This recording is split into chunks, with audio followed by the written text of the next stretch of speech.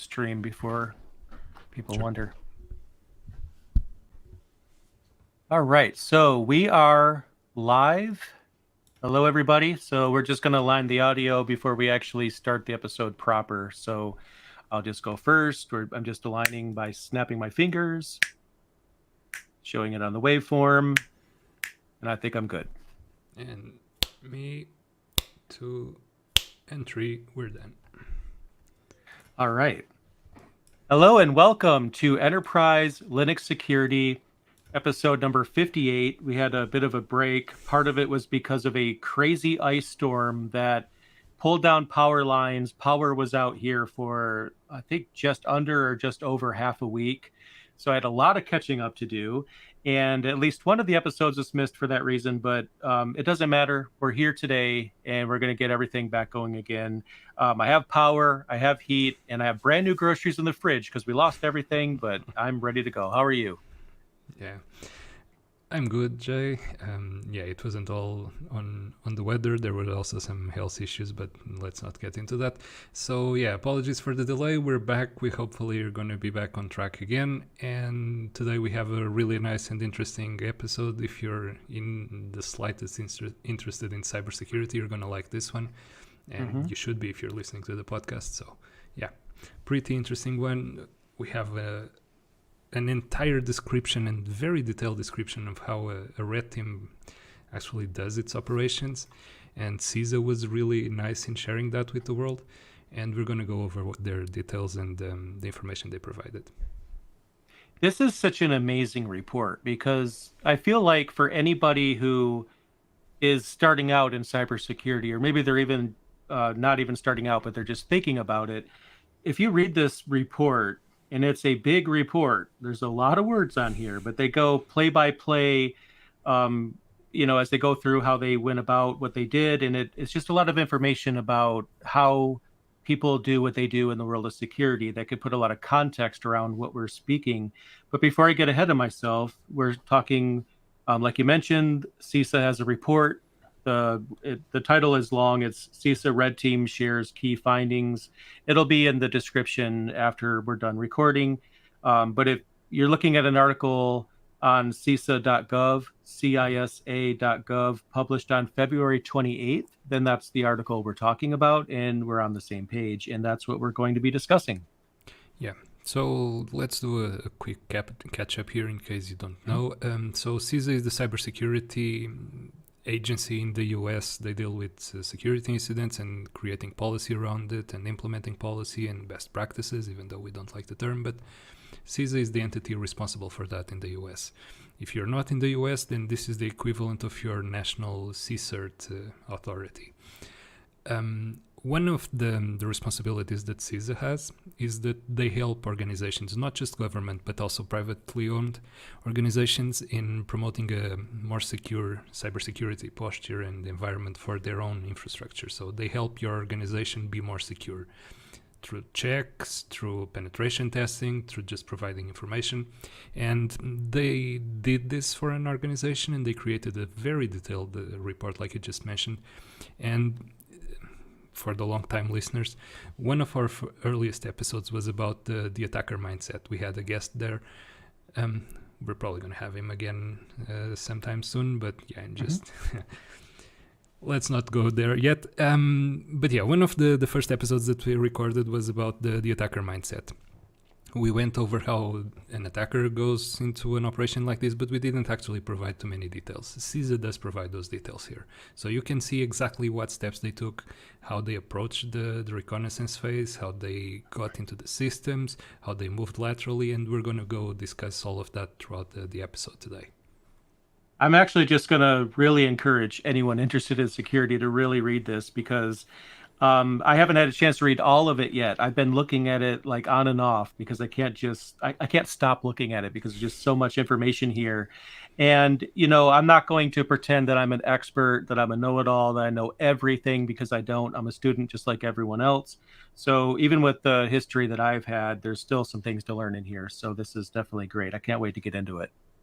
Okay, so let's take this from the top. So the organization is not named in the report, obviously, but the knowledge and the know-how that you can take out of the report is really useful and can be applied in lots of different situations. So first things first, the environment had lots of Windows machines. I know the podcast is named Linux and has Linux in the name, but and I'm sorry if this is going to offend somebody out there, but you'll find very little environments out there in the real world that do not have a single Windows machine in them. Most often you'll have lots of Linux servers and you'll have workstations running Windows or something like that. That's very common. The uncommon ones are the ones that have 100% Linux, and more power to them, but that's not the case out there for the majority of business and organizations. So, yeah. Right at the start of the report, CISA provides, and they do this before you even get into the meat of the report, just something that you should always consider, and you'll see by the end of the report why that should have been followed by the organization and wasn't. So you should first establish a security baseline. What this means and why this is important is that you have to have a way of being alerted if something goes out of the norm, if something is weird in your network or in your infrastructure. Say if suddenly you have an influx of authentication attempts or you have more traffic going between specific servers than usual, you should be able to spot that in your monitoring application so that your thresholds are not just the ones that come by default with the software. It's the ones that you actually tailored specifically for your environment. Nobody can tell you you should have an alert popping out at 1,000 requests per second. That's going to be different on every single situation. But you need to establish that security baseline. And you'll see in a bit why that was important and was probably missed. You might even have a real world example that might just go along with that. What do you think? Yeah, probably. Yeah, I think we do. Another thing that CISA advises right from the start is that organizations should conduct regular assessments. So what is a regular assessment? It's not just the penetration testing. Not every organization does penetration testing. It's something that's good practice, but you're not forced to do that. But regular assessments is making sure that your users, the ones that are using the systems that you're securing or administering or protecting or whatever, are actually following the best practices to secure their own posture online. So, for example, if you're working from home, you should have a separate system to access the business systems rather than using the same machine where you have your games and your media applications to access your business applications. And I see Jay just waving his head there. This is a great plug for the LastPass story. We've mentioned this in the past. About 2 episodes ago, we talked about LastPass and password managers. So we've been getting more details about the LastPass story, and I promise this is a quick tangent here. It has come out that the way that LastPass was actually hacked in October or November was through an engineer's system, and the engineer was running a media application that wasn't named at the time but has since been revealed that it was Plex, and it wasn't updated. So Plex had a vulnerability, and through that vulnerability it was possible to drop a keylogger on the system, and because it was the same system that the engineer used to access the LastPass secure information, they managed to get the information and through that enter LastPass infrastructure. So as part of a regular assessment, you should make sure that your users understand that there should be a separation, an actual air gap separation between your work stuff and your leisure stuff. Yeah, it's interesting because I've been trying to start a new segment on the show, but I just keep forgetting, or maybe one day or another I don't have any examples. But I'm calling it right now. This has been your facepalm of the week. And I'm going to use, I think that could be a segment anytime we just so happen to have something. I'm not going to promise it's a segment every episode, but if we have a facepalm of the week, we will be mentioning it. We should get that Picard facepalm statue that's usually sitting on desks. We just point to it. Yep. Yeah, the third advice that CISA gives, again, this is just from the start, is that you should enforce phishing resistance multi-factor authentication. And then they have a link for the different types of multi-factor authentication, and the one that they consider phishing resistant, the only one that they consider phishing resistance, is FIDO-based authentication. So that you have to have something physical that can attest your authenticity, and you have to know something, your password or credentials. So yeah, look into that at least for your critical systems, but if possible for all of the accesses to your infrastructure. Yep. Now that we have those advices out of the way, let's get into the actual report information. So this was requested by the organization. They approached CISA to help them validating their security posture. And there are usually two common reasons to do this. You do not have the security expertise in-house to do it properly or to validate what you did. Or number two, you're very smug about your security and you want outside validation that you can then show off. From personal experience, number two tends to be a really harsh reality check, depending on how thorough the red team work is. You'll be surprised at what they find, and they will find stuff regardless of how good you are. Mm-hmm. So this organization, I'm not sure if it's a company or some other type of organization, but we're looking at something very large. It has 6 different sites in the US. At some point in the report, they mentioned that in the scope of this work that CISA did, they checked 3 million IP addresses. So that's a /16 block. That's a lot of IP addresses. So if you have something like that, that's very expensive to acquire. You're actually a very large institution or organization or whatever. They don't name it, but something very large. So even though they have a mature cyber posture, whatever that means, and the only thing when I read that the cyber posture, the Cyberpunk 2077 came to mind, but it was the only thing. The red team operation was not detected, even when the red team actually tried to intentionally trigger the alert systems just to check the response from the organization. So even though they supposedly had good cybersecurity, they still didn't manage to catch the alert signs on time. Okay, so starting the operation. Phase 1 is reconnaissance. So you need to understand how the network exists, how the topology exists. You need to understand the systems that are behind it and all of that.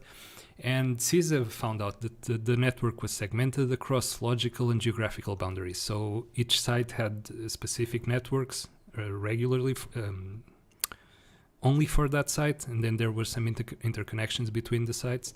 This basically means that there were specific VLANs segregating traffic, and there were some links between the sites.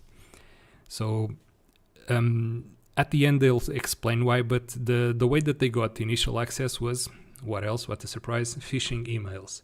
So they started with open source reconnaissance. They started looking at potential targets, and here by targets I mean the persons that they want to send the phishing emails to, not systems.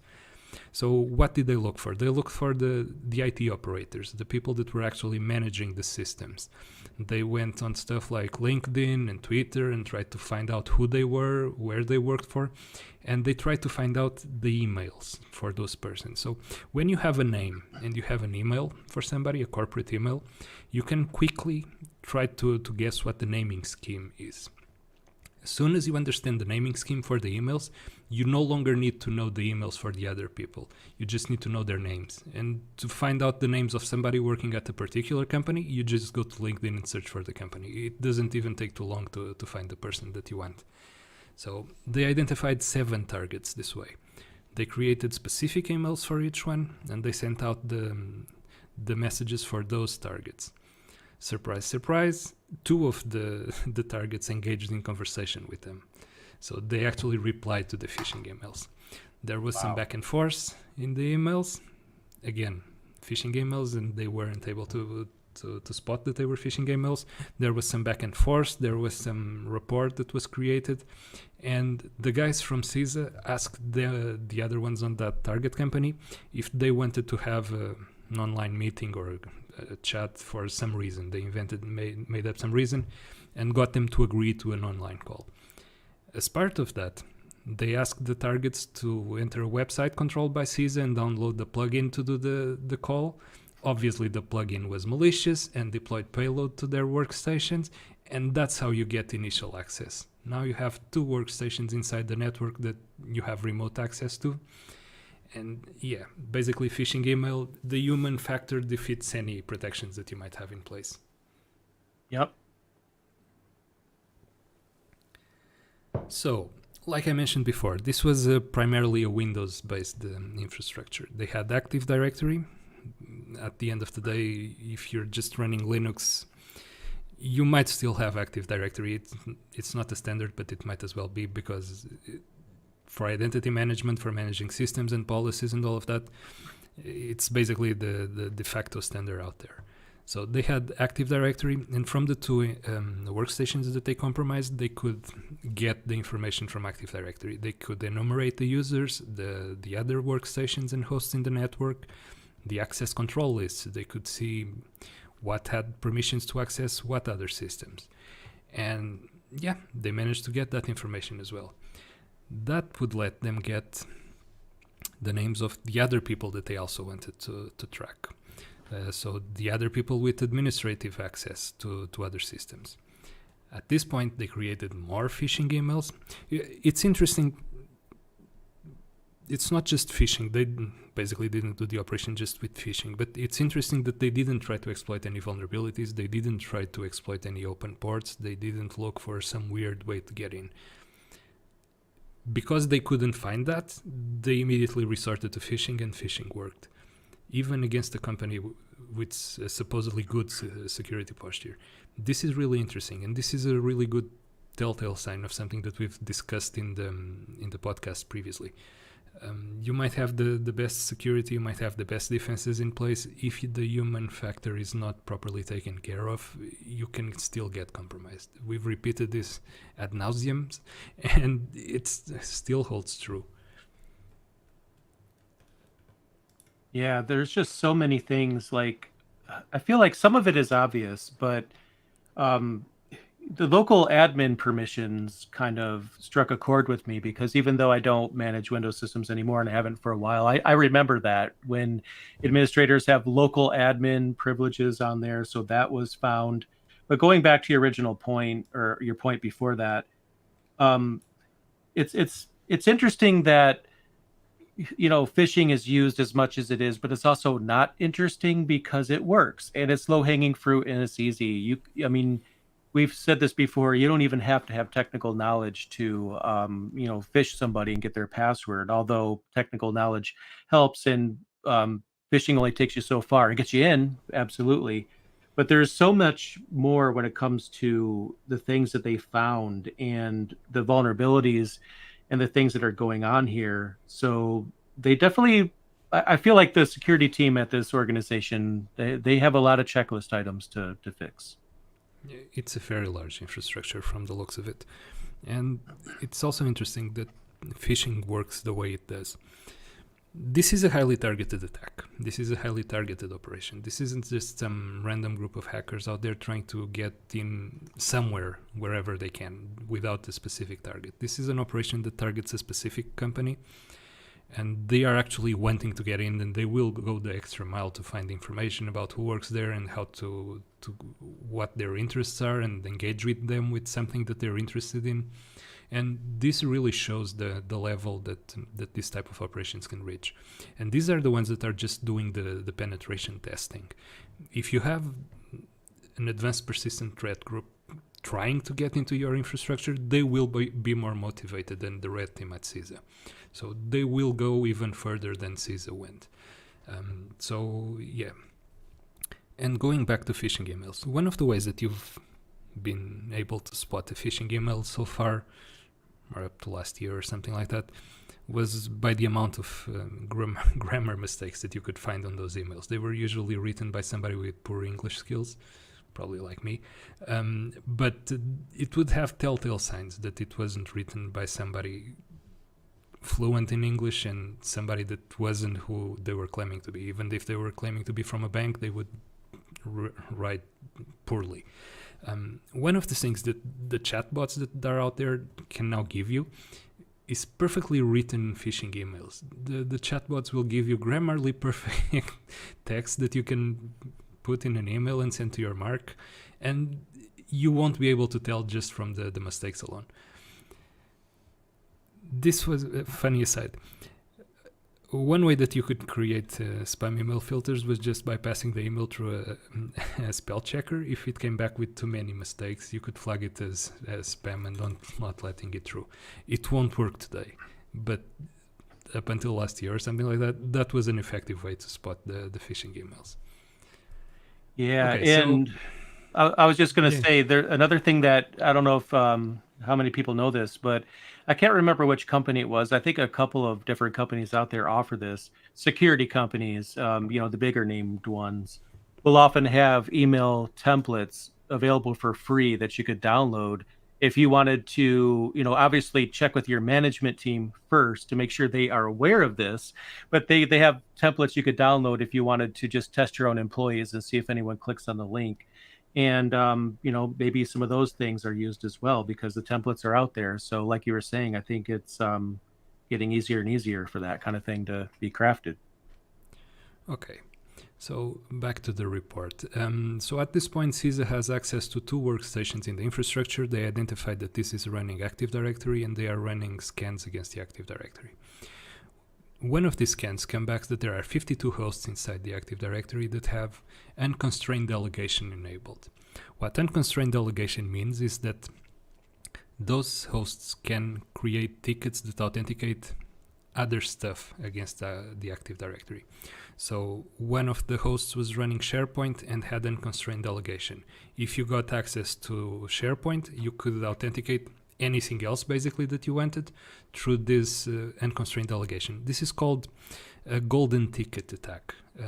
Kerberos, which is the software responsible for the authentication, the tricky bits of authentication on Windows, has lots of different types of tokens that it can provide. You authenticate against the system in Active Directory and you're granted a token. If your token is able to authenticate other tokens, then it's a ticket granting ticket. So in a nutshell, if you get one of those, you can authenticate and authorize anything in Active Directory, users, systems, or services. Okay, keep this in mind. It's called a golden ticket. This is the main attack strategy and the main goal for the CISA red team at this point, because when they found out that there were systems able to provide this, that's what they were going after. So many of the hosts that had this permission enabled and had these tokens were running Windows Server 2012 Release 2. Which, by the way, and this is another side, it goes end of life in October of this year. So if your infrastructure has this Windows 2012 running, you should be looking to a migration pass out of it. You won't get any updates after October. Okay, and it was running on top of Windows 2012, it was running SharePoint. If you're not familiar, SharePoint is, and I'm going to be nice here, a bloated application server. And again, I'm being extremely nice here. You are a very nice person. Very kind of you. It's a bloated application server. It can do everything in the kitchen sink, but it does way more than it should, and it has a fair share of non-vulnerabilities. It has open upload paths that it shouldn't. It has permission issues and all the rest. If you have SharePoint, there are guides on how to harden it.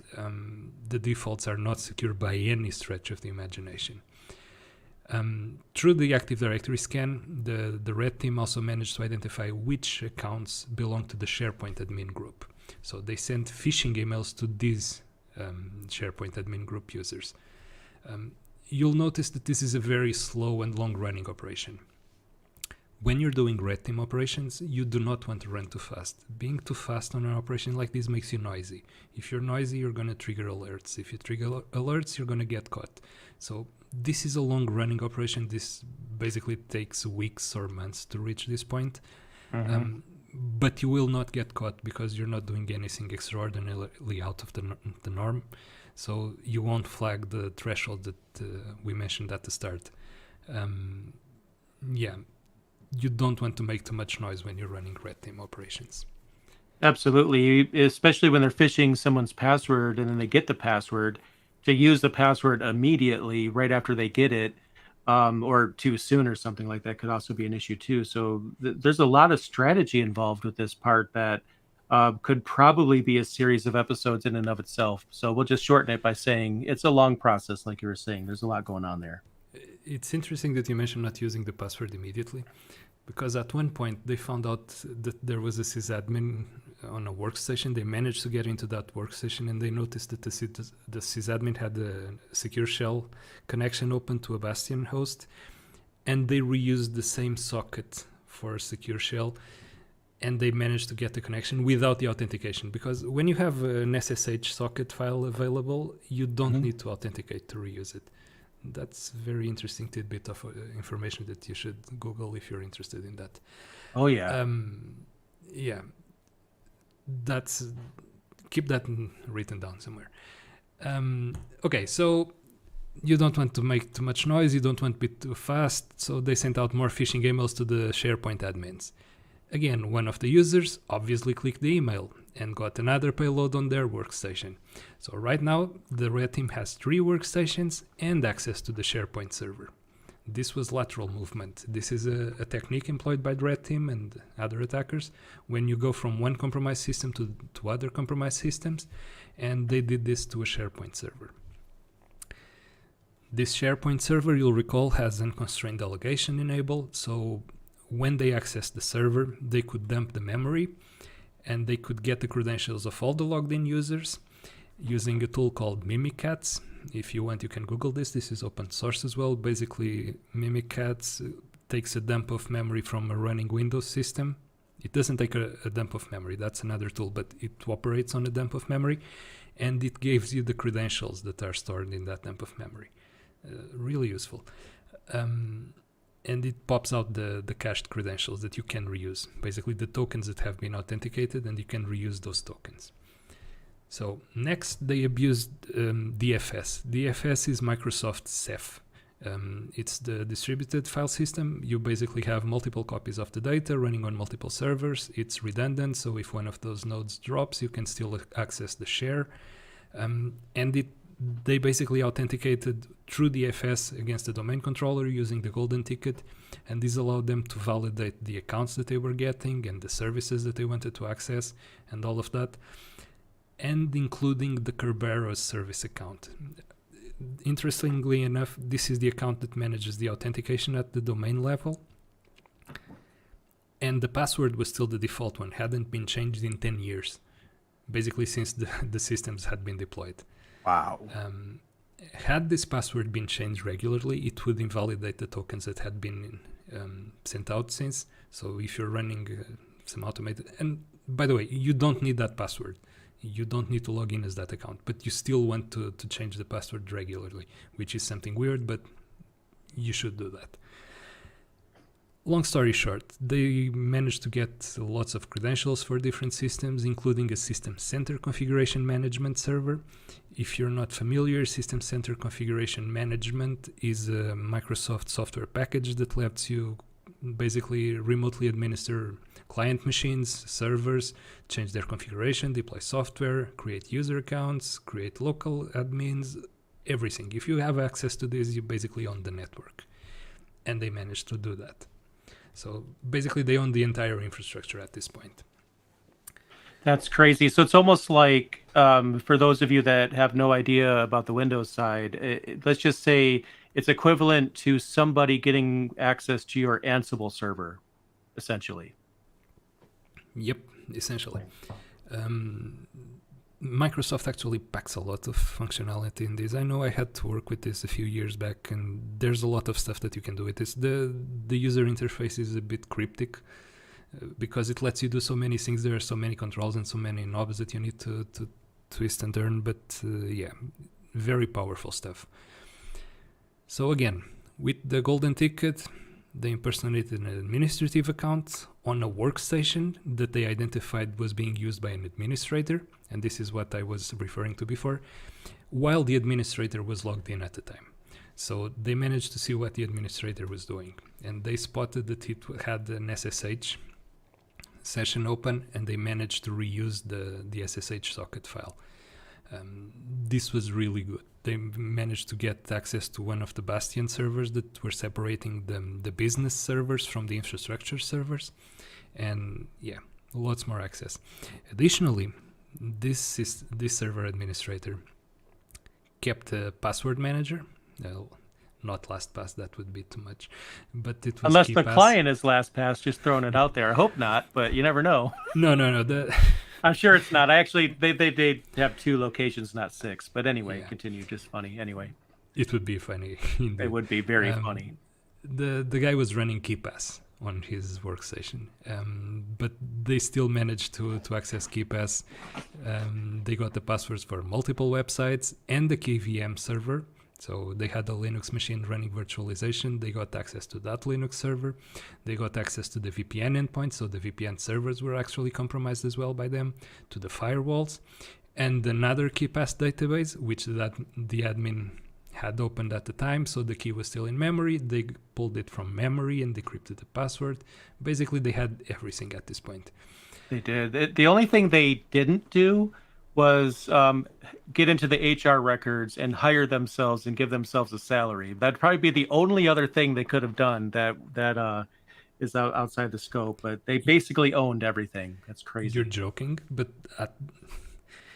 they didn't do that because the operation had a specific time frame where it had to be performed, and because they were moving so slowly, by the end of they ran out of time.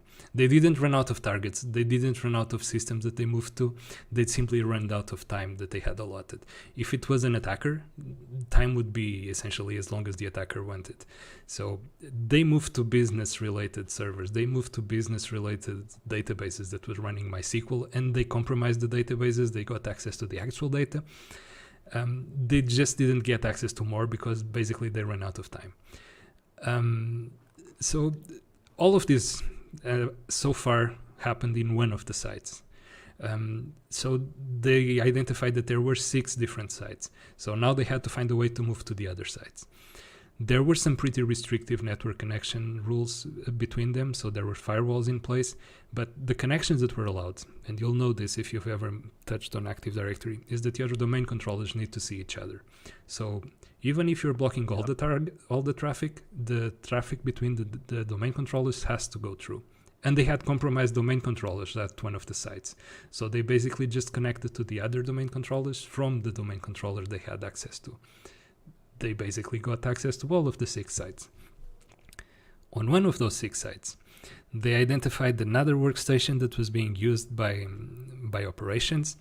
They got into that workstation and they managed to find schematics for the network, schematics for the firewall rules, the DevSecOps rules that they had, documentation about their systems.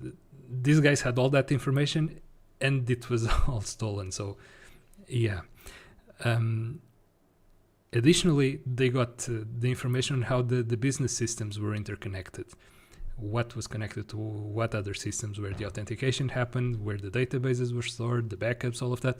So these guys, starting from phishing emails, basically owned the entire infrastructure of this company. This is mind-boggling. And the detail that CISA gives you on how they perform each of these things, it's amazing. It really is. And when you are talking about the Windows Server replication or the Active Directory replication, early in my career, I worked on things like that. And I remember, and this is the first time I've thought of this in years, the net logon folder where you have the scripts that are synchronized between them. And sometimes, and it's very often the case on Windows machines, that there's going to be a login script and it'll map your drives or whatever it is that they have access to.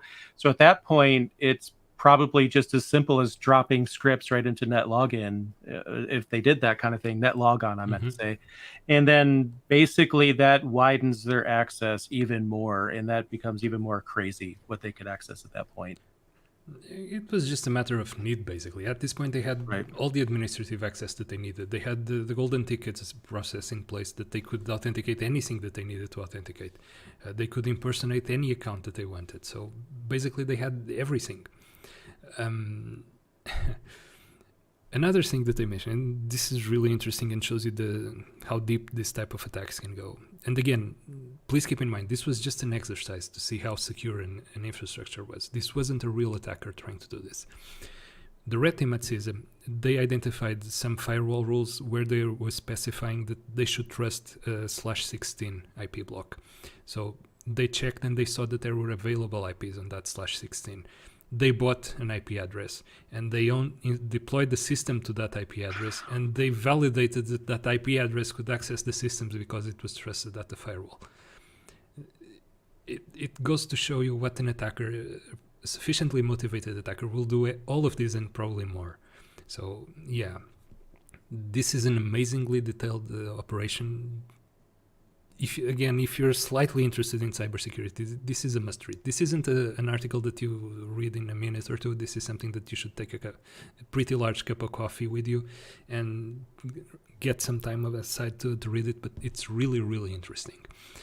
Yep. So after doing all of this, and when the operation was reaching to an ending point, they wanted to actually trigger the security measures in place to see what kind of response the organization had to the incident. So they intentionally did noisy things like port scans, which were not detected by the organization. Then they did regular Active Directory enumeration, which is also something that goes to the logs. And this was stopped midway, and the host where they'd run that from was isolated and sent for analysis, but it did not identify the attackers. Then they exfiltrated a gigabyte of data, also not detected. They sent malicious traffic to an external host, so they attacked the remote host from within the organization, and that was not detected either. They locked Active Directory accounts, still nothing was detected. They created local admins on systems, nothing was detected. They created accounts on Active Directory, again nothing was detected. They moved as administrator from between different workstations, still nothing. They attacked an external host starting from a domain controller, and that wasn't picked up either. They deployed a virus to a domain controller, and that was picked up by the antivirus, was removed, but nothing was flagged, no logs, no alarms were raised, nothing. They simulated a ransomware attack. So they deployed a simulated ransomware package on some of the workstations, and 4 users reported that to IT. So yeah, there are some interesting takeaways from this. You need to monitor the workstation, the servers, and the admin activities properly, and they were severely lacking in this organization. Not picking up all the activities that were done here, even the ones that should have been picked up by even just looking at the logs, that's a big red flag. I'd even go as... Oh, sorry, didn't mean to interrupt you. Please. I was also going to say, too, I just had a thought that, as we were saying, I think everyone should read this, whether you're interested in cybersecurity or you already work in it. But I was also thinking that this is a very good document to print. And, if you're having trouble getting buy-in for a security practice that you want to implement at your organization, you could hand this to your manager and say, look, this is a detailed account of what outside people could do with these different things that they found. And if anything that you're already trying to fix in your organization is on this list, which is probably a good chance considering they've done everything. I mean, at that point, you may as well just send it to your manager. Like, that's all the things, everything you need for the justification to get buy-in, because I think it's very clear what they were able to do here. And this is valuable, I think, to pretty much everybody in IT, whether you're, a techie or not. If nothing else, it's a good starting point to creating a checklist of the stuff that you need to check on your infrastructure, and make sure that, okay, I'm not susceptible to this, I fixed this, I protected this, I'm not going to fall for that. It's a pretty handy checklist if you do that. Additional takeaways that CISA pointed out: the Kerberos account not being changed in a decade. That was still the default one. That should never be that. The golden ticket attack was only possible because this was configured this way. The permissions were too lax for the users. The users could do too much. They could deploy their own applications, for example. And that's how the first ones that got the phishing emails managed to deploy the beacons on their systems, and how the initial access was granted. The hosts had unconstrained delegation. This is something that's Windows specific. but probably none of those hosts should have had unconstrained delegation. Again, this is probably a default in Windows 2012, and it's the type of things that you need to check and make sure that you turn off after you deploy the systems. The default configurations that were in use were the same as out of the box, so there were no configurations post-service deployment. And that's something that's really tricky, especially in Windows systems, because they're not very secure by default. It has improved over time, and don't want to diss on Windows too much. Right. It has improved over time. It's incomparably better right now, but it's still not perfect. But you shouldn't trust the defaults. You shouldn't trust the defaults on a Linux deployment either, but Windows suffer from this to a greater extent. Another thing that was not being done properly is that the outbound traffic was not being monitored correctly. And then there were lots of other things that are in the report, but I'll leave it to you to actually check all of them. It's, again, incredibly detailed. There were also some positive aspects. First, the organization conducts regular penetration testing. That's for sure, because even the one that CISA was running was a penetration testing. There was 3 million public IPs in scope for this, and there was no easily exploitable service or open ports in them, and that's amazing. The red team was not able to crack any of the service account passwords, and they tried 610 accounts and they were not able to crack them, so the passwords that had been set were secure, or at least very hard to crack. There were no credentials on shares or file servers, which is something that some organizations leave out there in the open, and these guys didn't. And all of these things managed to slow down the process. It was another thing that contributed to the whole operation reaching the end time without all of the systems compromised.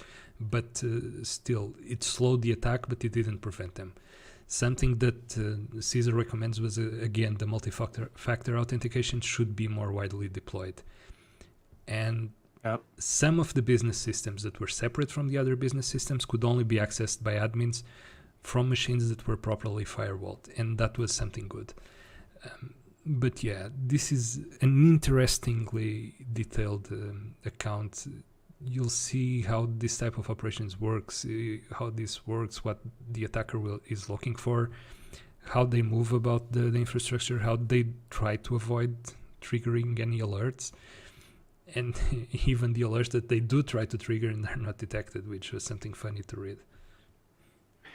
Another thing that I'm going to mention about this is that even though this is a Linux podcast, and we already touched on this, but I feel like everything in this report that we've gone over could easily apply to Linux if you replace X for Y, right? So if your organization is not running SharePoint, you probably have WordPress, maybe you have Nextcloud. If you're not running Active Directory, you have LDAP, you probably have an NFS server and a separate DNS server and all the things that, you know, Active Directory encompasses in separate services. So I feel like regardless of what you're running on your network, it sounds like everything is very specific here to this organization, but it really isn't, because any one of these things can apply to every organization. So it doesn't matter so much what you're running, although obviously Active Directory is going to have its own exploits that can only be exploited there.